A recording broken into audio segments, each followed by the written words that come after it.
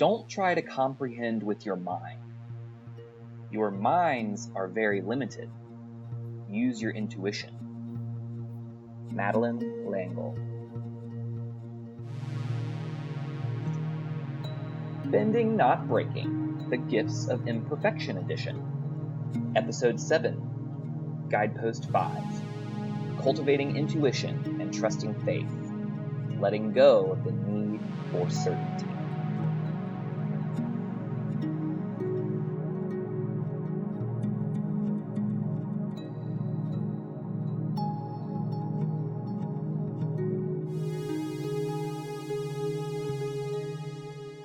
Welcome back to Bending Not Breaking. This is your host, Ben Pruitt, and I am so thankful that you have joined us, that you're here listening in wherever you are. You might be in the car, you might be taking a little walk-see, but whatever you're doing, I'm really excited that you have chosen to listen to this because I am excited about today.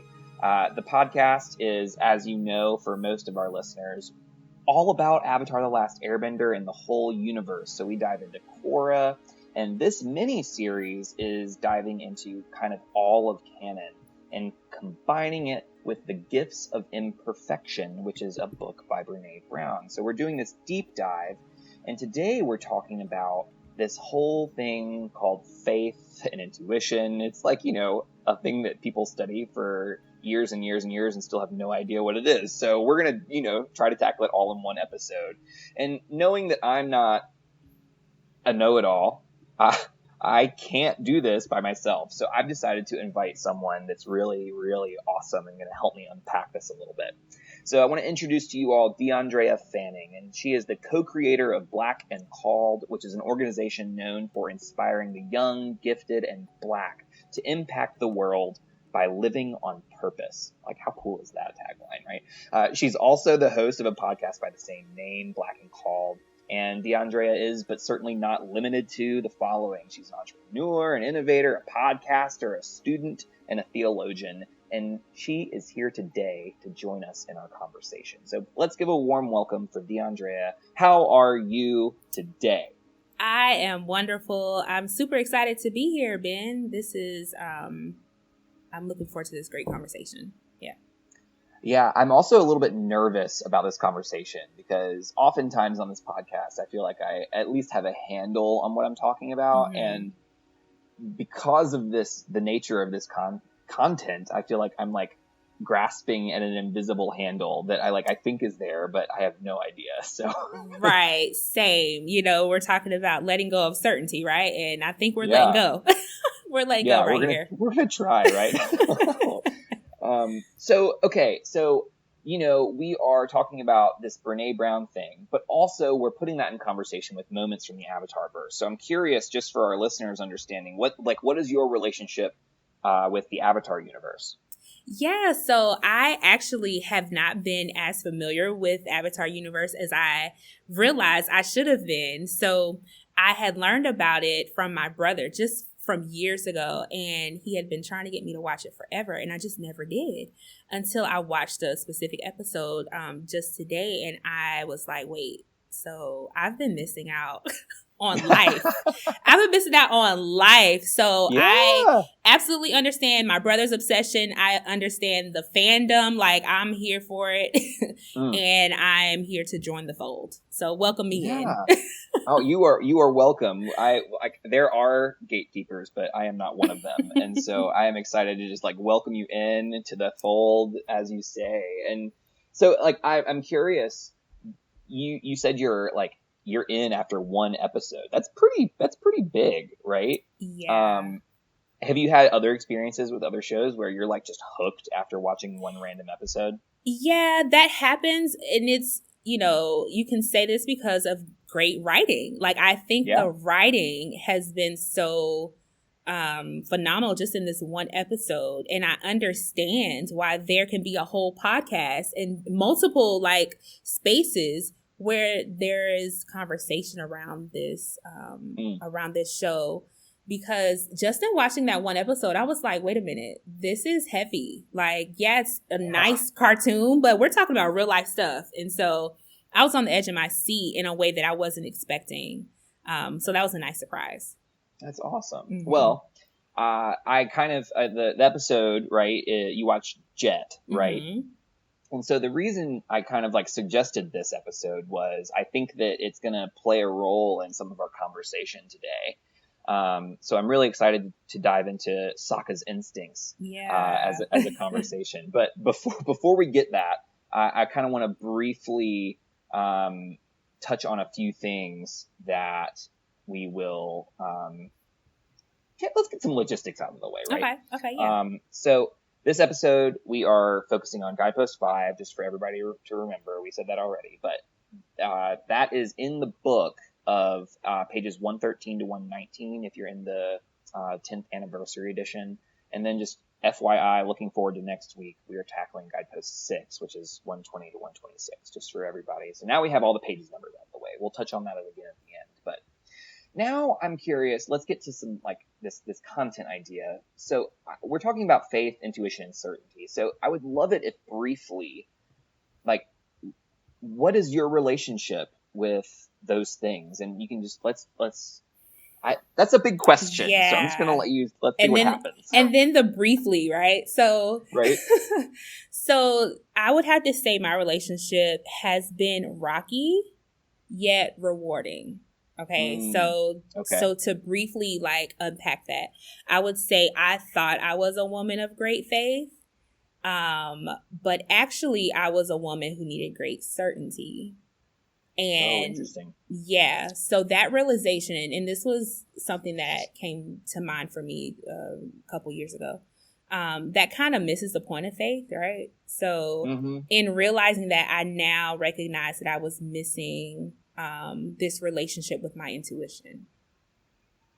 And so I guess in a nutshell, that describes kind of the dynamics, the relationship that I have with the three. I thought I had great faith, but it was really certainty, and I really just didn't even have a relationship with my intuition.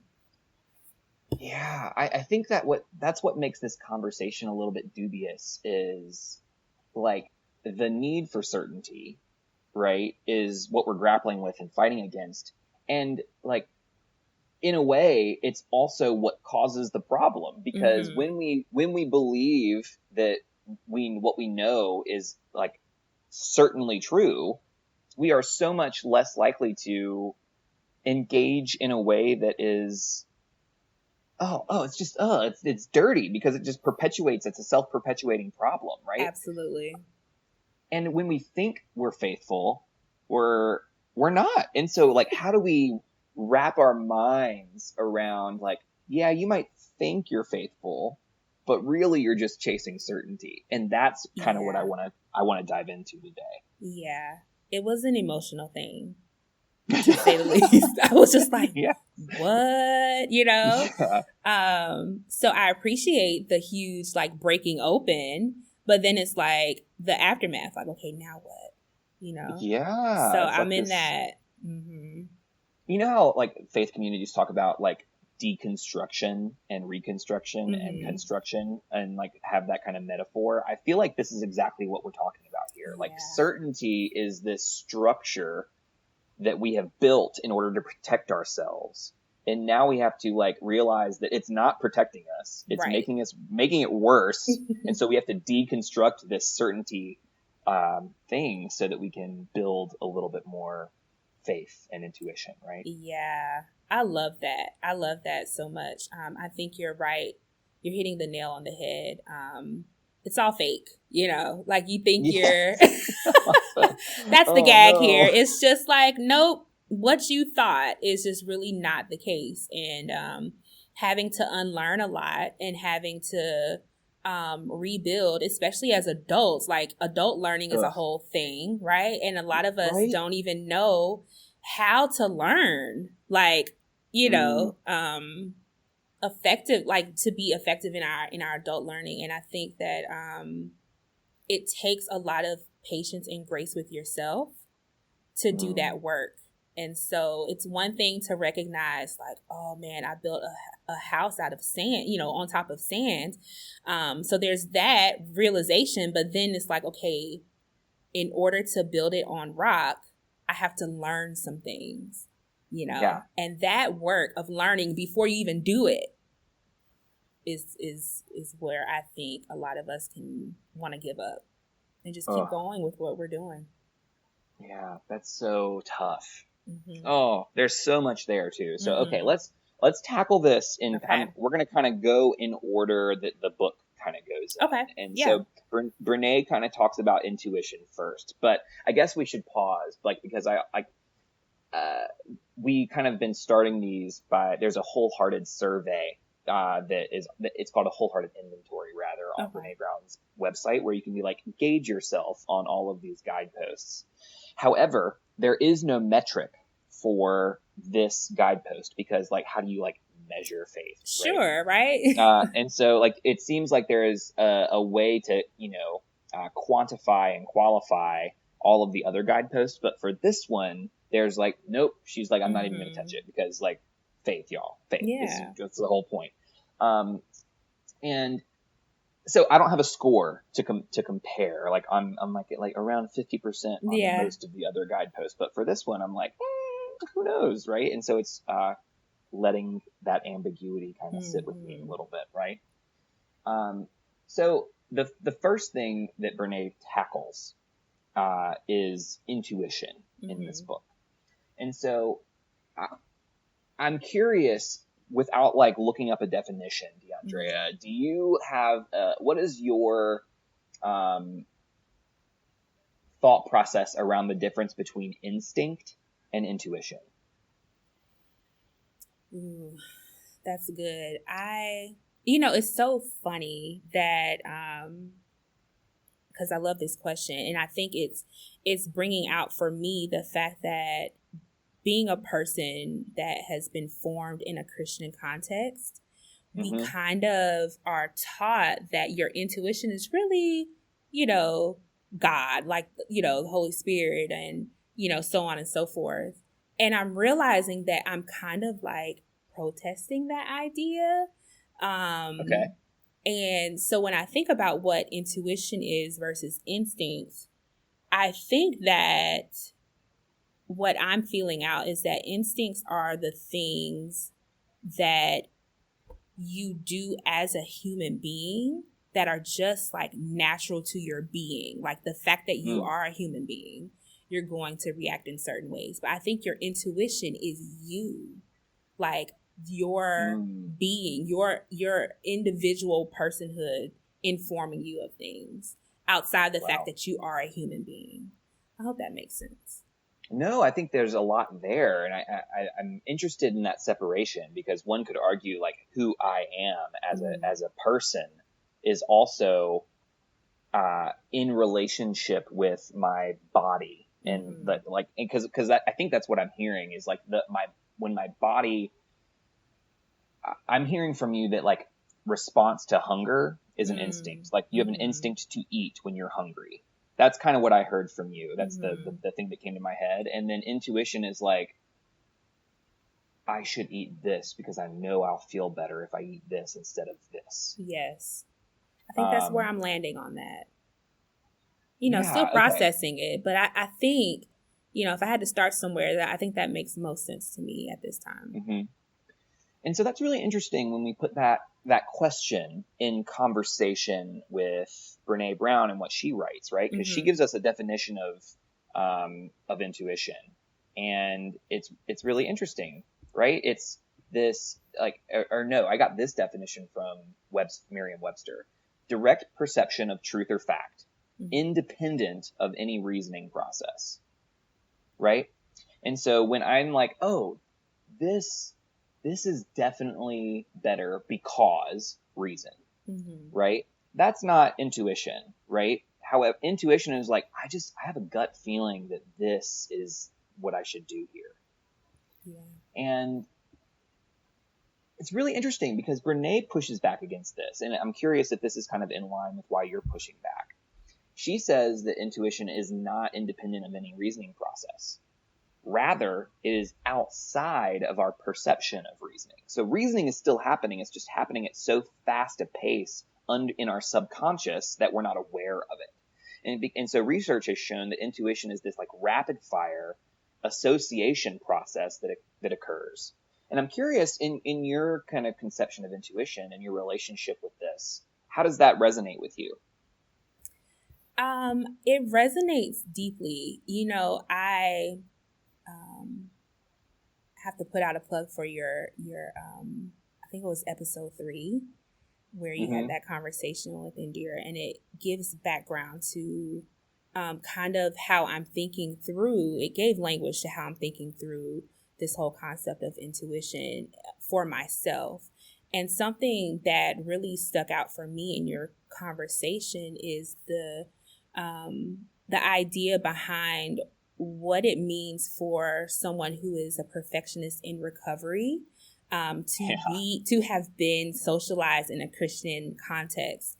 And so when I let that sit with me and like tease that out for myself, I am a recovering perfectionist, and I realized that the idea of missing the mark and not being good enough, or all those things that come with perfectionism, they felt like sin, right? Just go with me on this. They felt like sin, which for me, in order to, be in line with the religious beliefs that I had, I was supposed to try to be like God, who is sinless. And so when I'm trying to process my own idea of sin, which is not doing things right, not necessarily morally, but just like messing up with something, it deeply impaired my relationship with my intuition, because I wasn't cultivating it. I wasn't trusting it. I was such in need of the certainty that I didn't even allow myself to know who I was enough. Wow. And so it distorted my view of my humanity. Yeah. You know what I mean? Yeah. Like, no, can I reflect back what I think I'm hearing?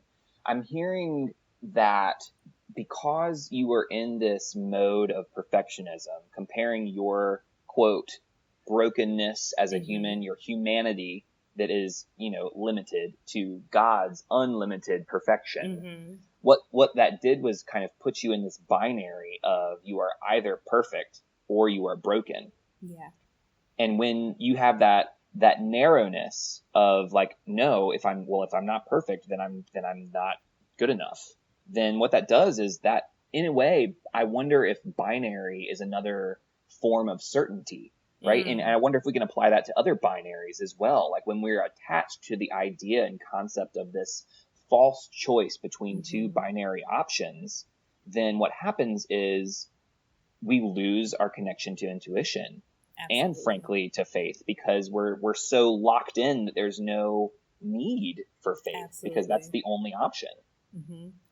Yeah, you gave that right back the way I'm thinking it, and even like letting that truth sit with me is something. It's something to really process, because I came to a point in my life where I had this, I called it an epiphany to sound cute, but really it was a breakdown. I was like, who am I? I had this moment of saying, who am I?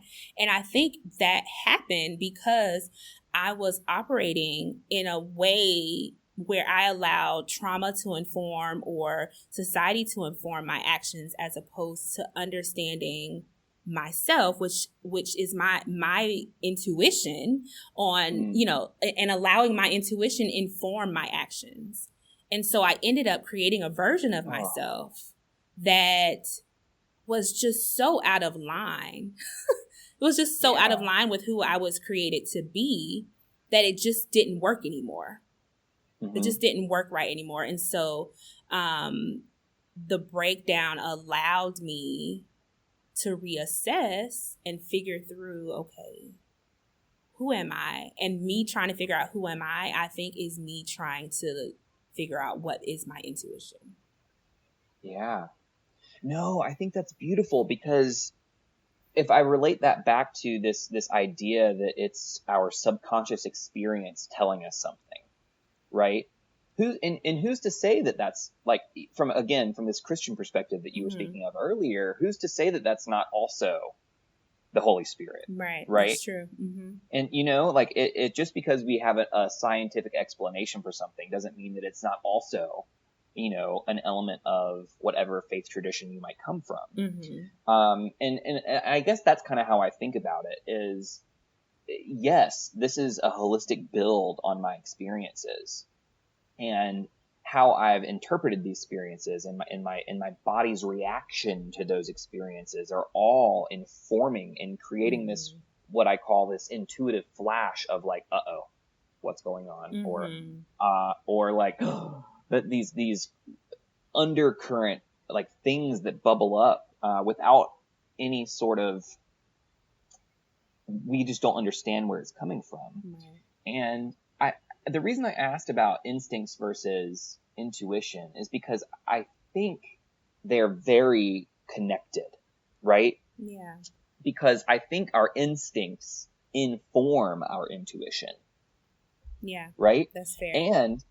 And like often an instinct to, and I think an example of this is when we go through a trauma, our body learns, like our minds and our bodies learn that when that happens, something bad is going to happen. And so we have an instinct anytime something like that triggers that response. And so we respond by instinctually seeking safety.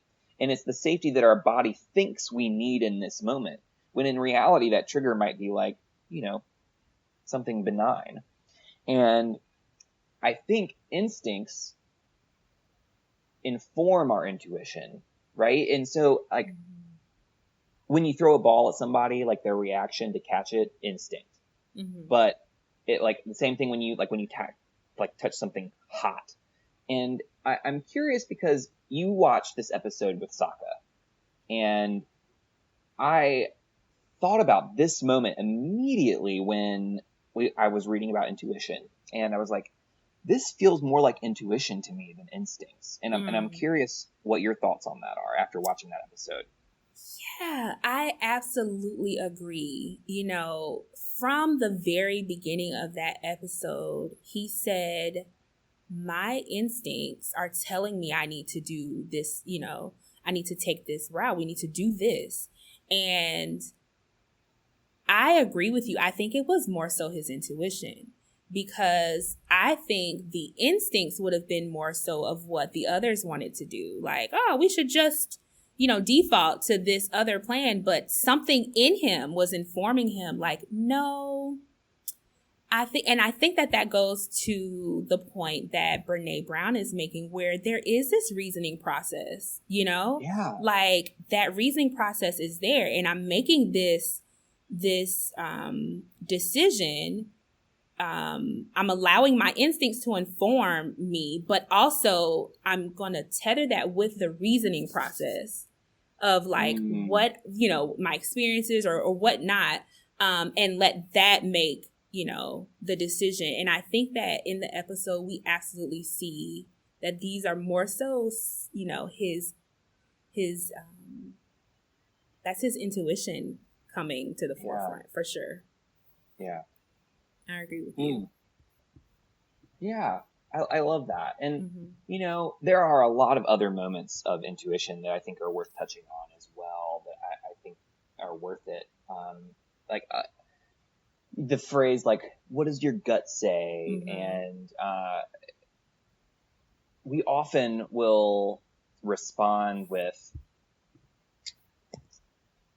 whenever I have these intuitive flashes, especially when the decisions are really, there's a lot of vulnerability in the decision, I go into what Brene describes as like pollster mode.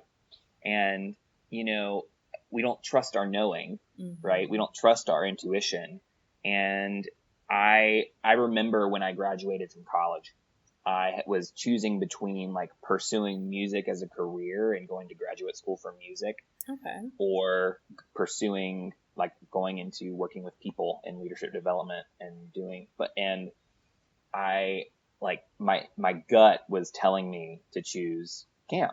Mm-hmm. And what that was the area that I was able to practice that leadership development and working with people. And I also was like really keenly interested in, keeping music in my life because it was so formative for me. Mm-hmm. It was very freeing. It was a chance for me to like live into my creativity, and something that I didn't really let myself do prior to that point. Mm-hmm. And I was like, oh no, I'm in this binary of having to choose between these two things.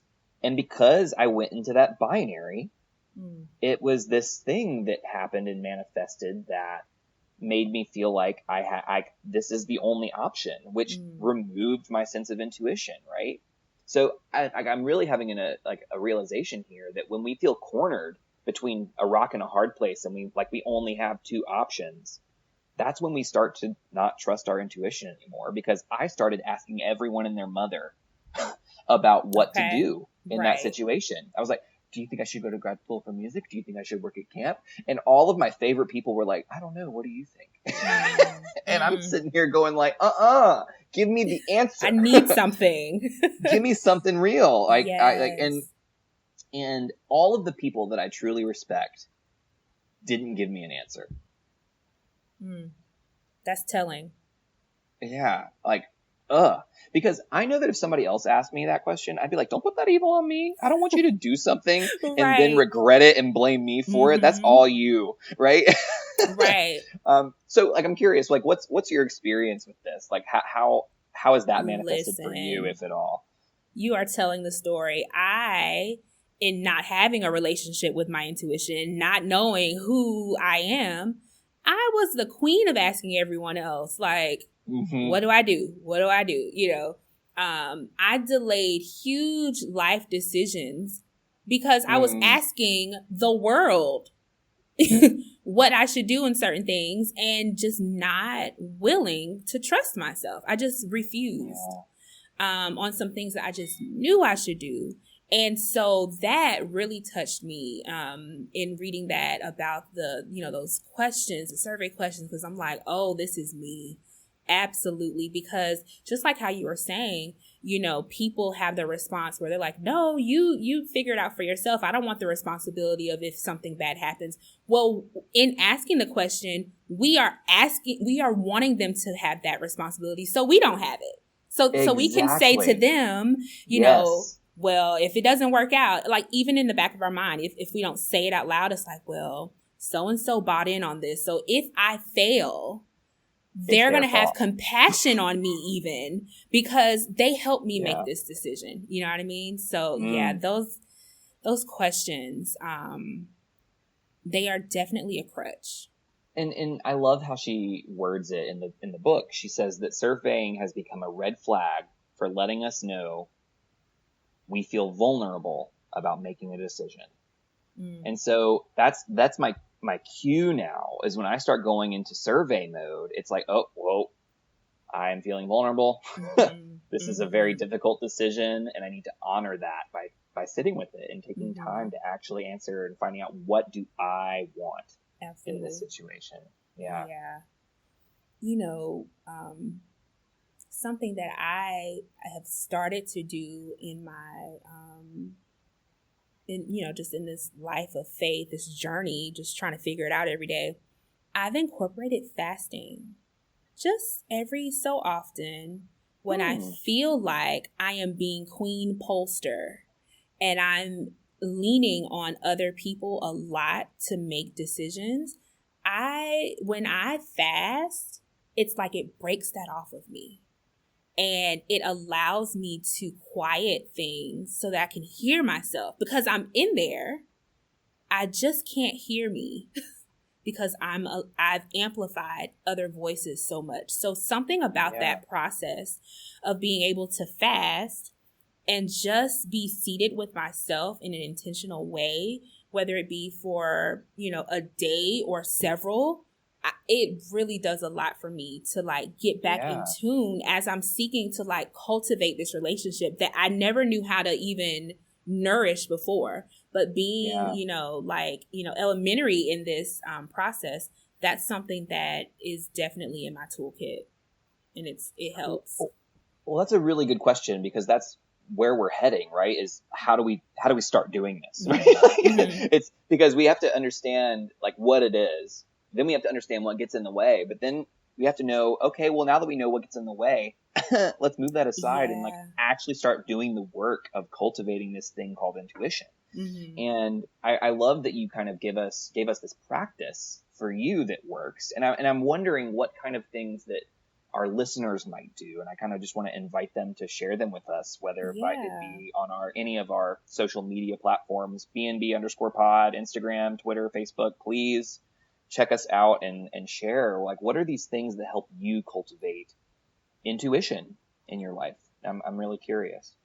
Yeah, I would like to say too, I am always super open to hearing what other people are doing, because I feel like, listen, a lot of us are out here not knowing how to do this thing. And so if anyone has figured out anything, or if they're in the process of practicing something, I'm like, ooh, share. You know what I mean? Quit hoarding the goodie. Quit hoarding. And I think, another thing that just crossed my mind is this idea of mindfulness, It's something I've been having to teach myself, over the last year or two, especially in this pandemic. I mean, especially being home in quarantine, I've had to do a lot of sitting with myself, and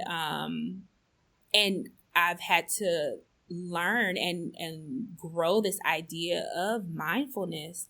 And I think that that's definitely been another tool for me, exploring that, and not like the generic idea of just sitting in Indian style on the floor and listening to, a sound bath or something, but figuring out what that looks like for me, like authentically, and just trying out things and seeing, can I hear myself better here or here, And so, just testing it out and realizing there's no perfect way to do it, and leaning into that mystery of, we're just looking. And it's interesting because another, like, I'm oftentimes what happens is when we invite what works for people, somebody's going to have the idea of like, no, this is the only way to do it. Right. And I'm really just like going to hold space for, hold on, there is no certain way to cultivate this. What might work for you, like fasting, may not work for me. In fact, it might cause more problems, right? And so how do we also, as we cultivate intuition, learn to trust it when we are literally trying to cultivate intuition, right? So when we try something and it's not working, and like give it a shot, and like actually give it a try, and then listen to your body and listen to your experience tell you whether it's actually helping you or not. Absolutely. Right? Yeah, for sure. So this whole conversation has reminded me a great deal of a moment in this series that is pretty integral. And the show premise is that Aang, the last airbender, is trying to bring balance back to the world after the Fire Nation has been wreaking havoc for over 100 years, right? And his like final battle at the end of the series is between him and the Fire Lord, and he has been told all 3 seasons that he has to like take down the Fire Lord and kill the Fire Lord. And he is like, I don't want to kill nobody. And he's in this binary thinking of like, I have to do this, but I don't want to do this. What do I do? And he goes into pollster mode. And the cool thing about the Avatar is there's this long lineage of prior avatars that are reincarnated and so he has the capacity to speak with his past selves. And he goes into this meditative state and starts talking to the past 4 or 5 avatars. And he goes into pollster mode with those guys, and those people, I should say. And it's interesting because, the first person's like, only justice will bring peace. And that's like a pretty open statement. And it's not saying you should kill it or not, but he took it that he, like, only justice will bring peace means, like, oh, I have to kill him. And he's like, I knew I shouldn't have asked Kiyoshi. And then he goes to the next person. And it's like this interesting mode where when we go into this survey mode, we're also looking for a specific answer. Mm-hmm. And when we like, hold on, let's catch on to that for a second. How ironic is it that we know the answer that we're looking for? Man. And Aang does, right? It's really quite, like, I just got chills. Wow. Like, this is really, that's really something, because I'm just reflecting on my own life and how I wanted people to tell me what I already decided. Mm-hmm. But I was afraid to stand in. That's all it is. And so it makes me wonder then if intuition is not only having that small voice inside, but affirming it. And you know what I mean? Trusting it. Like, it's not just the acknowledging that it's there. It's like, you know, the concept in Christianity of active faith, you know, like you have to act on it. You have to actually show and affirm. And that is so good. I love that example. Yeah. I mean, it's like, again, this show is brilliant. Like, it's so good. Highly, highly recommend, for everyone. Absolutely. Yeah. Okay. So we've kind of been engaging with intuition, right? And again, I didn't give Brene Brown's definition. I gave Merriam-Webster's. Now let's talk about Brene's definition. Okay. It's not a single way of knowing. It's our ability to hold space for uncertainty and our willingness to trust the many ways we have developed to trust knowledge and insight. The many ways we've developed knowledge and insight, including our instinct, experience, faith, and reason. Right? Mm-hmm. Which kind of like, I feel like that's a pretty good sum of what we've talked about so far. Yeah. Yeah. Using these examples from the show and from our own lives. Mm-hmm. I think what I love most about this definition is the ability to hold space. Like, we just don't do that. We just don't. We don't. Yeah. You know, we don't, dare I say, instinctively allow ourselves to hold space a lot of times, and definitely not for uncertainty. Like, who's doing that? Our instinct, that's the problem, is our instincts tell us that we need certainty. Absolutely. So it's counterintuitive. But don't. You took the words out of my mouth. Absolutely counterintuitive. It's like, you know, especially when you add in the, you know, society and culture we're in, it's just like taking this stand is like a protest. Like, you're protesting for your voice. You're protesting what your lived experience, you know, like, it's so interesting to put words to it. So interesting, but I love it. The ability to hold space for uncertainty. That's the job in itself. Mm-hmm. And then, like she said, the willingness to trust. It's like you got to then lean in. You got to lean into it. So love it. So pardon me for referencing another Avatar reference, but like this again really, really, really reminds me of this moment at the end where one of the antagonists is one of the protagonists. One of the bad people is one of the good people's siblings. Okay. And Zuko, who is one of our protagonists, is in the finale, and he's talking to Katara, who you met in the episode with Jet, and he says, "There's something off about her. I can't explain it, but she's slipping. In this way, no one else has to get hurt." And so rather than doing what they were planning to do, he's like, no, I have this instinct. I have this intuition that's telling me that I should do it this way because of his long history with Azula. And he was able to see that something was different and that he could engage in a different way. And so I think that's just, again, putting kind of a little example bow on our conversation. For sure. Great example. So part of this definition leads us into the next part of our conversation because it says we have to trust faith Mm-hmm. which means we have to understand what faith is, because this whole guidepost is like cultivating intuition and faith. And I'm like, this whole faith thing is where I start to like get antsy and prickly. So starting with just some of the things that Brene Brown kind of like explicitly says that is worth kind of diving into is she kind of talks about the difference between faith and reason, and how they aren't inherently enemies, right? Like what happens is our need for certainty makes us think that they're enemies. Right? And so when I have this reason saying, oh no, the sun rises and it's actually, a great ball of gas.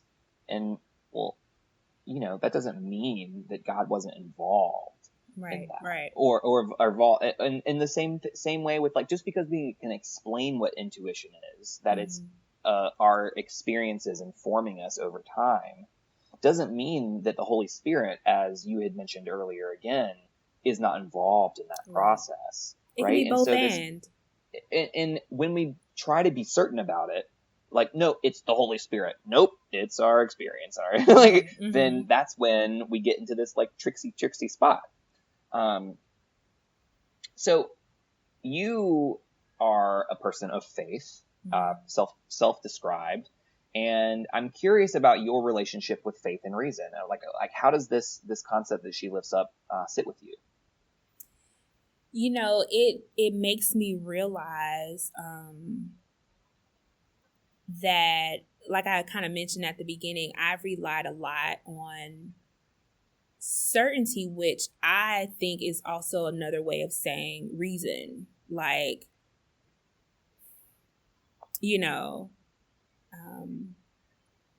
as a perfectionist in recovery, I am trying to ensure some things. I'm trying to ensure that I'm getting the outcomes that I am desiring in order to have this feeling that I'm, in this space that I need to be in of, this pseudo perfection. And so faith just doesn't fit in there. Yeah. It doesn't really work.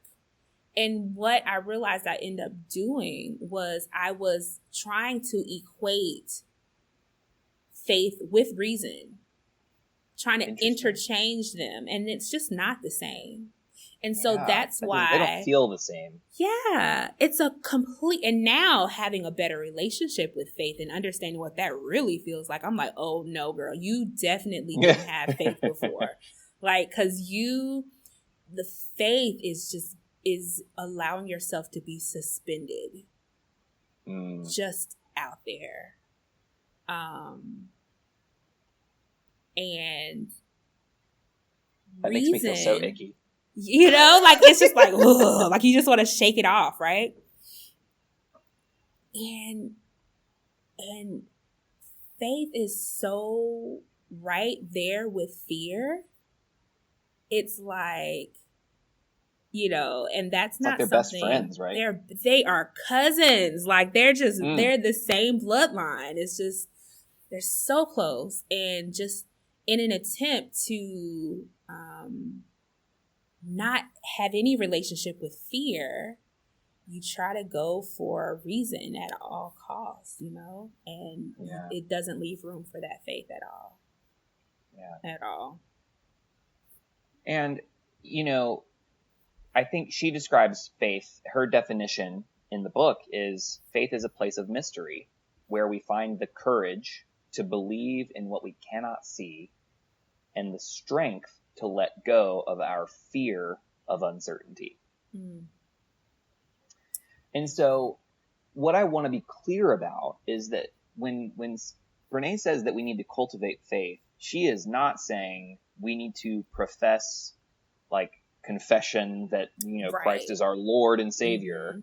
That is not what she's saying. In fact, she's saying something very different, right? She is saying that we need to cultivate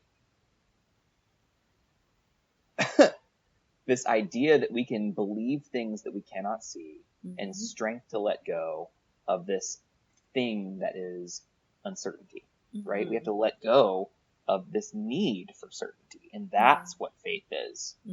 So I want to put that in conversation with what faith means to you. Mm-hmm. And are they different? Are they different for you as a person of the Christian tradition? Like, how do these two play together? What is that like for you? Yeah, so I think I first have to give a caveat that I am not a traditional, follower of Christ. I question everything, like I'm deeply deliberative. And so um in this journey, this more, recent journey that I've had with intentionally understanding faith and intuition, I guess over the last 2 years, I recognize exactly what you're saying, that faith in and of itself is not, I think in the Christian context, we say faith and it's automatically faith in God. Yep. Like it's automatically coupled. But if you take faith apart from God, that's something else, That's something completely else. And I think Brene Brown just hit it out of the park. It's the ability to lean into the mystery. Just allow it to consume you. And that's something that is so otherworldly in my mind. It's like something to not even, like, it takes a lot of work to be seated in that type of space. Yeah. But as a follower of Christ, if I'm looking at it in the way, that I should, I feel like what it's actually saying is that I need to have this appreciation for the fact that I know nothing. Yeah. I do not have, I am looking in a distorted, from a distorted view, or I'm just not going to have the whole view of anything and let that be the reality all the time. And I think that, unfortunately, we have allowed faith in the Christian context to mean that it's a certainty in God. And that I just think it's actually the opposite. I think it's a deep questioning, a deep wonder of God. I think that's faith. Yeah, well, and it's interesting for me, and many of our listeners who have been listening to the whole series know that I'm in divinity school right now and know that I am asking these questions, right? And every time I read these books on theology and these things about, about God and God knowledge and what God is and all that jazz, there's always this like one line in the text that's like, only through faith in God and can you experience like all these, and I'm sitting here going like, that's not my experience, because I feel a deep sense of connection to what I might call God. And I also feel a deep sense of faith, but it's not faith in what they're describing. And when those two things clash, I sit there and I'm going like, then what's up? And it's one of those things where like I want to know, but it's also one of those things where like I am finally getting to a point where I feel like I am not looking for confirmation that I am right. Nor am I looking and reading into what they're saying thinking that they're wrong. I'm mostly trying to say, okay, how is what they are saying, how does that vibe with my experience? And then like, how do I put those two things in conversation with one another? And I think that's what matters more for me, right? But it is what it is. Yeah. You've said it all. Like I think if we just let go of the idea, I think math is what really messed us up, thinking there's a right answer. We're all trying to figure out the answer, and we're taking that same thought process, that we take or mindset that we take with math and algebra, and applying that to life. And it just does not work. It doesn't work. And I think that allowing space for mystery and wonder is what life is really supposed to be about. And I think living in that way, like creating a lifestyle where you're just taking the steps that appear as you're going, in front of you, like, is what I think that's doing life right. Yeah. I think that's doing it right. I think it's also worth lifting up, just to be clear, that I think both you and I are coming from this Western mindset, and also from, like, just due to our nature of our study, Western Christian mindset. Mm-hmm. And to realize that this conversation, while it might be applicable to other areas around the world, other Christianities around the world, it is not necessarily, like, again, like, it's based off our contexts, right? And so we have to put that in conversation with people who are in an entirely different context, with entirely different experiences, and their experience might be entirely different, right? So again, none of this is universal, but what it is putting it in conversation with the great mystery so that we can all learn a little bit more, right? Yeah. Oh, okay. So there's this moment that this made me think of in the show that is quite beautiful, and I actually want to play it for us, and I want you to listen to it and then tell me what you think. Okay. Can you imagine how much pain Aang felt when he learned that his entire culture was taken from him? That must have been so awful. But he never let it destroy his spirit. He chose to find meaning in his suffering, and eventually found peace. And what am I going to find if I get through this? I don't know. But won't it be interesting to find out? I just got chills. And like, that moment is just so tough. And just so for your context, DeAndrea, Korra has been injured greatly, and she had a serious physical trauma and also mental trauma that is impacting her, and she's in a wheelchair and she's trying to heal. And then this scene happens, and Katara is the older version of Katara in the next life. So she's counseling the new Avatar. And this moment at the end where she says, "I don't know, but won't it be nice to find out?" To me, if that's not like a statement of faith, then I don't know what is. Right? That's it. Just being okay right there. Just not needing a bow. It's not so needing hard. It's and so that's hard for me. I always feel like, especially when I'm talking with people, and they need what I think is an encouraging word.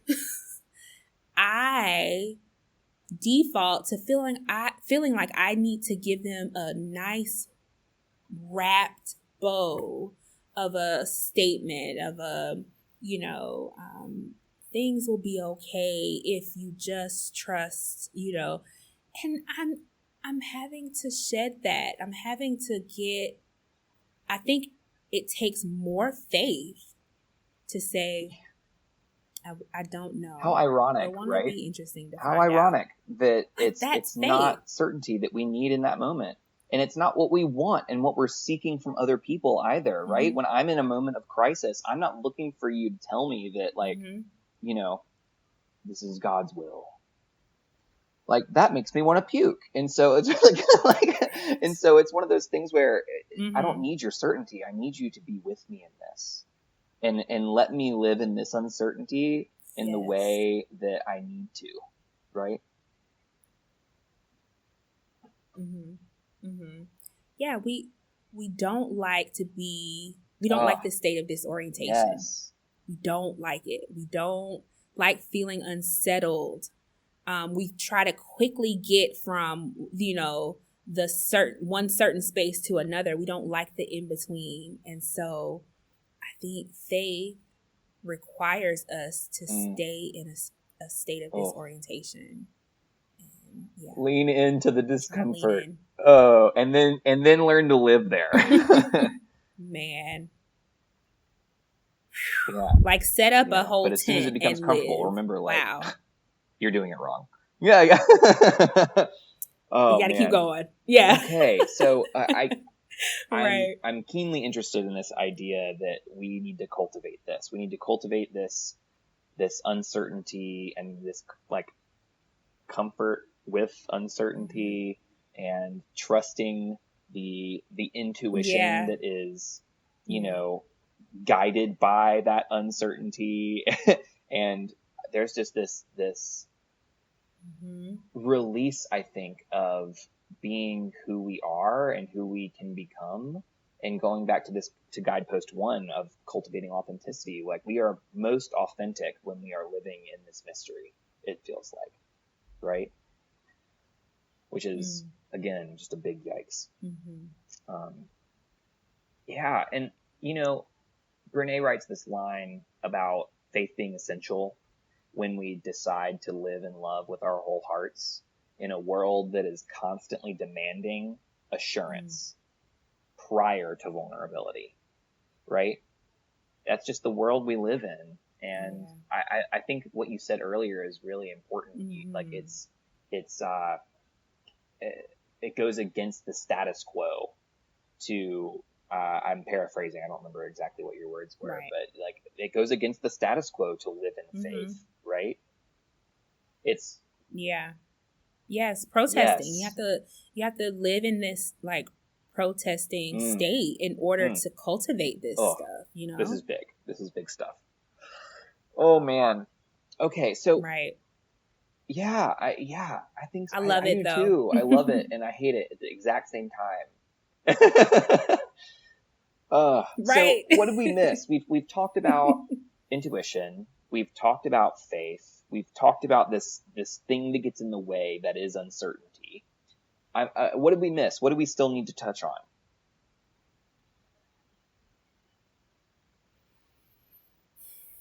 You know, this thought just crossed my mind while you were talking about, you know, this world that constantly demands assurance prior to vulnerability. And one thing for me that has been forcing me to be vulnerable is cultivating my creativity and my imagination. And I think that being in a world where we're socialized to, you know, you go to high school, you're supposed to quote unquote go to college, and then you go get that good job. And, you know, there is no imagination there. It's just a checklist. And I had forgotten what it even meant to be creative. I had forgotten what it even meant to imagine. And I think that our creativity and our imagination, those are things that are like pre-programmed in us to be a tool to help us to access this vulnerability. You know, when you're creating something, you don't know what that thing's going to look like at the end. Like you have an idea, but you kind of have to go through the journey of, oh, is it going to turn out right?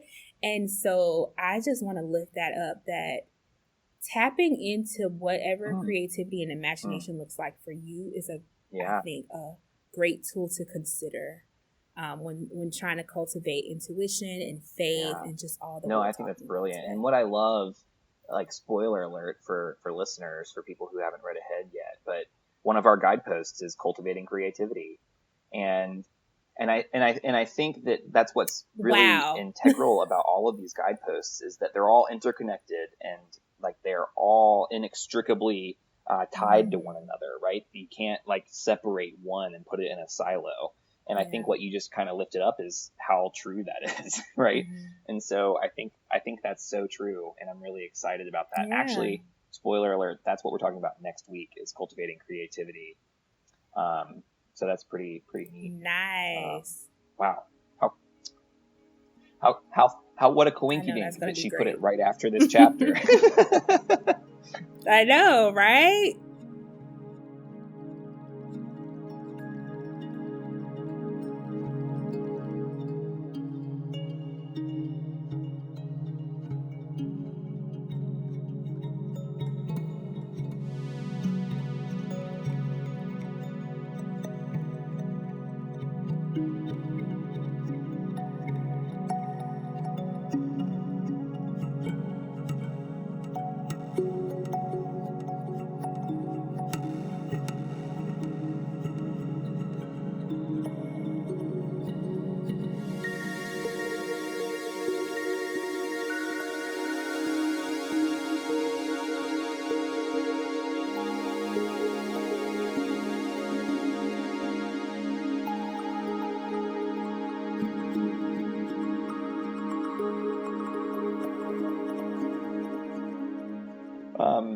Okay, so we always end with, Brene ends the chapter with DIG, which is her acronym, and so we kind of end that way as well. And so D for dig, stands for getting deliberate, right? So how can we find space where we can listen to ourselves? And we kind of already touched on this earlier. You gave us this brilliant insight into what works for you, and having these moments of fasting, allowing you to get deliberate, right, about and be intentional about thinking and being mindful of this process. Did we miss? Are there others that might be worth touching on, or that's it? Yeah, That's it. no, That's I good. think finding and maybe just lumping in that whole, like, I started painting. I'm not a painter, let me tell it, but I just started painting and just Yeah. making stuff. So yeah, I listened to myself there. Yeah, and so using creativity as a vehicle to listen to ourselves in a way, like what we create can be telling about what's going on. I love Absolutely. that. I love that a lot. Okay. So that's getting deliberate, like finding that space to listen to ourselves, and whether that be fasting, meditating, painting, whatever that is, take that time for yourself and be selfish about it, and Absolutely. be real, right? Lean in. All right. So getting inspired. So we've got deliberate. We've thought about it. We know what we need now. We've we've put our finger on part of the problem for us. Now we have to get inspired, right? And so I love this quote from Paulo Coelho, who wrote The Alchemist. Intuition is really a sudden immersion of the soul into universal current of life, where the histories of all people are connected, and we are all able to know everything because it's all written there. And that just makes me want to listen to myself more, because like I'm tapping into that, right? like this idea that we can listen to our ancestral wisdom, right? And there's so much there. I just got chills. There's so much there that we can tap into. Absolutely. I love that. That's inspiring for me. I'm inspired. Yeah. So I'm curious for you all, like, for our listeners, like, what inspires you, right? What inspires you and helps you tap in and believe it's worth tapping into this thing called intuition and leaning into this discomfort that comes with faith? What is that? What is inspiring for you? And then finally, we got to get going. So this is where, like, faith without works is not faith at all. This is like, we got to actually, it's not just professed values, it's practiced values. Right. So what is it that we can do to do this, right? What can we do to do this work? And I think there's a difference between getting deliberate about, like, let's put our finger on the problem, and then doing something to actually solve the problem, right? Like, it's that abstract thinking of like, oh, this is the problem, and then being like, no, cool, now that I get it, let's actually do something about it. Yeah. So when we kind of separate that, like, what is it for you? What is it that helps you lean in to, like, actually choosing intuition and choosing faith, if there's a difference for you? Man, what really helps me is remembering what happened when I did it before. Ooh. Okay. Like, just reminding, in the Christian space, it's like, oh, I hear these cliches that God has a track record. Remember what God had done for you. But then I think there's also opportunity for us to think of positively reinforce ourselves by looking at what we've done, like the ways we felt when we trusted ourselves.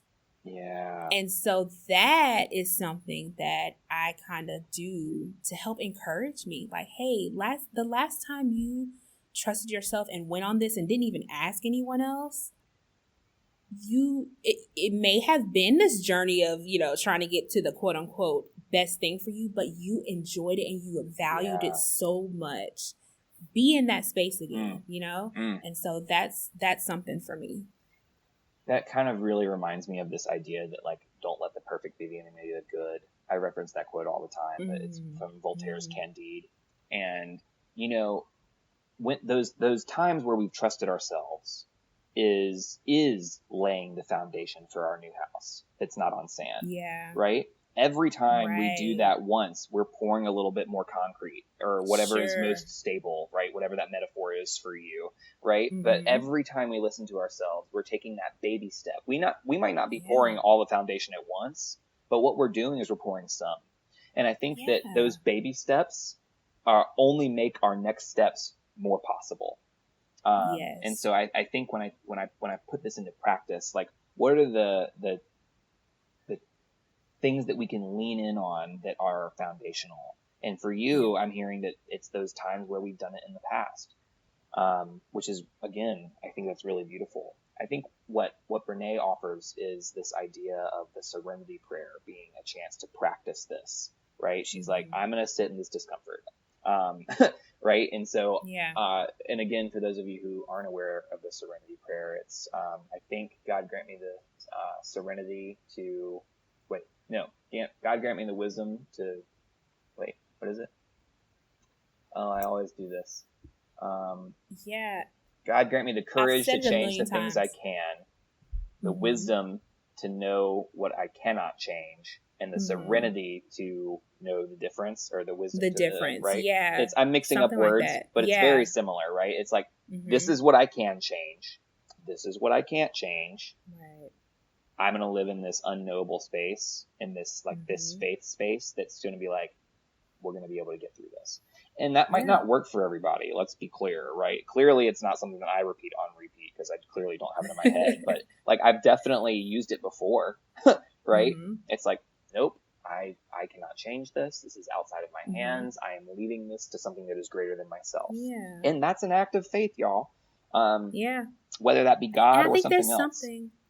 Go ahead. Yeah, I'm sorry to cut you off, but I think there's something to that. The idea that these tools might not always work for the same person all the time. Ooh, I love that too. You know what I mean? Like the serenity prayer might be great this time, but the next time that thing is not going to work for you. You might have to do something else. So I think that's why cultivating is so important. It's continuous. You have to keep doing it. Yeah. And because we're changing every single day.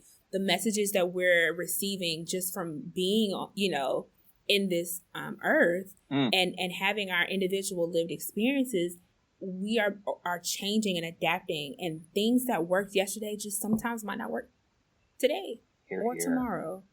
Yeah. So I love that you said that. I wanted to. I love that you said that. That was, look at that. Like, that's putting a finger on something important right there. So, wow. No, I appreciate that a great deal. Oh man. So we've done it. We've gotten through all of this chapter, and it's all like, good. oh no, Yeah. like what, 6 pages turned into this conversation? Like, and we could go forever, right? We're just like forcing ourselves to move on. But I'm curious again for our listeners, what has been your experience with this? What are some moments in the Avatar universe that we didn't lift up that might be worth pointing out in regards to faith and intuition, or moments of the opposite where people are acting out of certainty and it's not, maybe it's not going well?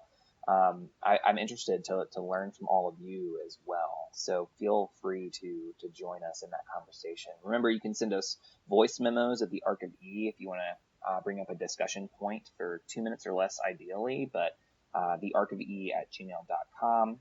You can always tweet at us or DM us on Instagram, Facebook, Twitter, BNB_pod.